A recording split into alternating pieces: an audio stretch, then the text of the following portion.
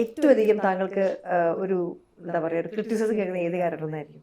നമ്മള് 3 ബുക്കുകളാണ് എഴുതിയിട്ടുള്ളത്. അതിനകത്ത് 2 ബുക്കുകൾ നമ്മുടെ തന്നെ സ്വന്തം കഥകളാണ്. ചില കാര്യങ്ങൾ ചിന്തിക്കുന്നത് ആദ്യ ബുക്കിൽ നമ്മള് അപ്രീഷിയേറ്റ് ചെയ്ത് വളരെ ഗ്ലോറിഫൈ ചെയ്ത ചില ക്യാരക്ടേഴ്സ് പിന്നെയും ജീവിതത്തിൽ അവർ പിന്നെ ഉണ്ടായിരുന്നല്ലോ, നേരെ അവര് ഉൾട്ടയാവും നമ്മൾ കണ്ടിട്ടുണ്ട്. അപ്പൊ അത് ഭയങ്കര ഷോക്കിംഗ് ആയിട്ടുള്ള അനുഭവമാണ്. അതായത് അവിടെ ഇന്ന് ഒരാളെ അയാൾ ചെയ്ത വലിയൊരു കാര്യത്തെ ഇത് എഴുതുമ്പോൾ നമുക്ക് കൊടുക്കാണല്ലോ, പബ്ലിക്കിന് കൊടുക്കുകയാണ്. Even that can person can change എന്നുള്ളതാണ് ഭയങ്കര അലാമിംഗ് ആണ്. അതുകൊണ്ട് പേരുകൾ ഞാൻ ഇപ്പോൾ എഴുതുമ്പോൾ മാറ്റിയാണ് എഴുതുന്നത്. കാരണം നമ്മൾ ബുക്കിൽ വളരെ പ്രിയപ്പെട്ട ഫേവറേറ്റ് എന്നൊക്കെ പറഞ്ഞ ചില ആളുകൾ ഇന്ന് ലൈഫിലില്ല.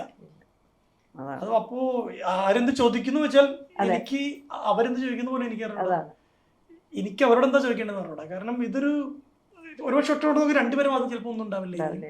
ബട്ട് സംഭവം നമ്മൾ വളരെ ഇങ്ങനെ ഡിക്ലെയർ ചെയ്ത മനുഷ്യരൊക്കെ ഇറങ്ങിപ്പോകുന്നത് ചിലപ്പോൾ കാണാറുണ്ട്.